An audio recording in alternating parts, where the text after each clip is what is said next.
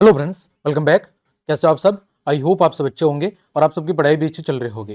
तो प्यारे विद्यार्थियों, कक्षा 8 इंग्लिश विषय की न्यू वर्कबुक की सीरीज में हमने वर्कशीट नंबर 1 से लेकर 55 तक डिस्कस कर लिया है। उसी कड़ी में आज हम बात करेंगे फॉर्मेटिव असेसमेंट नंबर 7 को। हमने आपके फॉर्मेटिव असेसमेंट नंबर 1 से लेकर 6 तक उन सभी को डिस्कस कर लिया है। वो सब क्लासेस आप चैनल की प्ले लिस्ट पर जाकर आराम से देख सकते हैं। तो चलिए क्लास हम शुरू करते हैं।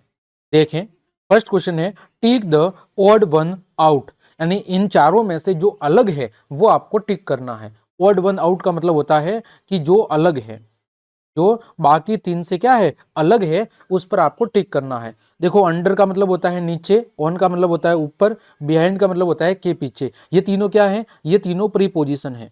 क्या है? ये तीनों प्रीपोजिशन है जो किससे पहले लगते हैं? जो आपके नाउन यानी संज्ञा और प्रोनाउन यानी कि सर्वनाम से पहले लगते हैं और उनकी स्थिति बताते हैं। तो यहाँ पर अलग क्या है? यहाँ पर अलग है नोटबुक। क्या है? अलग है आपका नोटबुक। यह कोई किसी भी प्रकार का प्रीपोजिशन नहीं है।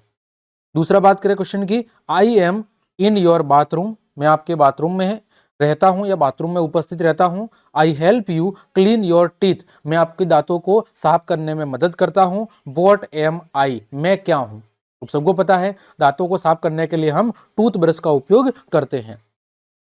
तीसरा है what will a bus conductor ask you on a बस, जब आप बस के अंदर यात्रा करते हैं तो जो बस कंडक्टर होता है वो आपको क्या प्रश्न पूछेगा? तो वो प्रश्न पूछेगा वेयर विल यू गो, कि तुम कहां पर जाओगे या कहां तक जाओगे। ये कौन प्रश्न पूछेगा? बस कंडक्टर पूछेगा। चौथा है tick the correct preposition to complete the sentence. My foot got caught between the door and the wall it hurts, यानी जो मेरा पैर है वो दरवाजे और दीवार के बीच में क्या हो गया था? फंस गया था। तो बिटवीन का मतलब होता है के बीच में। क्या होता है? बिटवीन का मतलब होता है के बीच में। ठीक, तो मेरा जो पैर है वो दरवाजे और दीवार के बीच में फंस गया था और काफी ज्यादा दर्द कर रहा था। आगे बात करें क्वेश्चन नंबर 5 की, right a short paragraph on trees, यानी आपको पेड़ पौधों पर एक छोटा सा पैराग्राफ लिखना है। लिखेंगे trees are like nature's super heroes, कि जो पेड़ पौधे हैं वो मानो प्रकृति के लिए या पर्यावरण के लिए सुपर हीरोज की तरह है। Essential for the environment and our well being, यानी जो पेड़ पौधे हैं वो वातावरण के लिए जितने ज्यादा जरूरी है उतने ही हमारे लिए भी जरूरी है। They take in carbon dioxide, वे कार्बन डाइऑक्साइड को ग्रहण करते हैं। एंड रिलीज ऑक्सीजन, और ऑक्सीजन को क्या करते हैं? उत्सर्जित करते हैं। Making the air we breathe cleaner, साथ ही साथ हम जिस हवा या वायु को ग्रहण करते हैं उसे शुद्ध बनाने का काम करते हैं।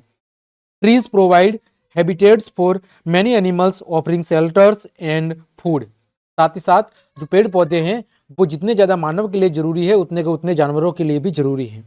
वो उन्हें आश्रय प्रदान करते हैं और भोजन प्रदान करते हैं। तो it's important we take care of them, इसलिए जरूरी है कि हम उनकी देखभाल करें, उनका रख रखाव करें। And ensure their growth for a healthier planet, और हमारे एक स्वस्थ ग्रह के लिए क्या करें? हम उनके ग्रोथ यानी उनकी वृद्धि विकास पर ज्यादा से ज्यादा ध्यान दें, यानी ज्यादा से ज्यादा हम वृक्षारोपण करें। क्वेश्चन नंबर 6 है right 4 lines on the given image, इस चित्र पर आपको 4 लाइन लिखनी है। देखो, चित्र के अंदर एक किसान है, पीछे एक बच्चा दिख रहा है, ठीक है, और किसान क्या कर रहा है? दोनों हाथों को फैला के खड़ा है। पीछे अलग अलग तरह की आपको फसलें दिखाई दे रही है।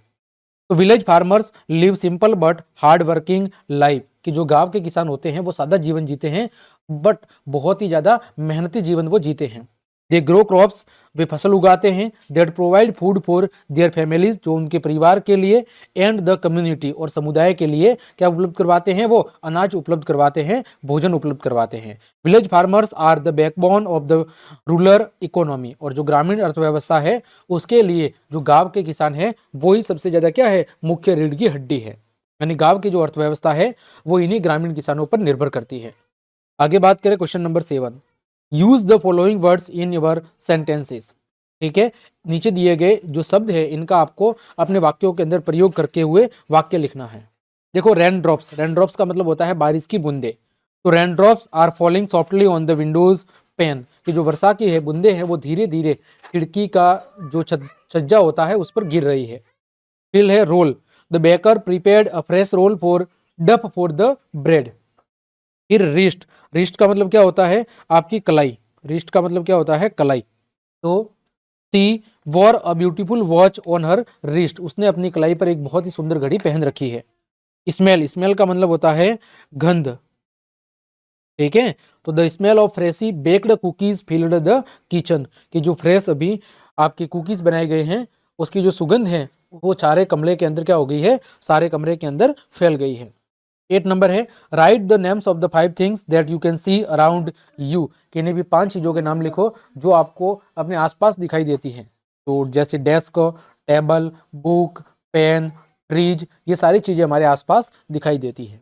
तो प्यारे विद्यार्थियों, इस तरह आज की इस क्लास में हमने फॉर्मेटिव असेसमेंट नंबर 7 के सभी क्वेश्चंस को सॉल्व करवा दिया है। उम्मीद करता हूं सभी क्वेश्चंस के आंसर्स आपको अच्छे समझ में आ गए होंगे।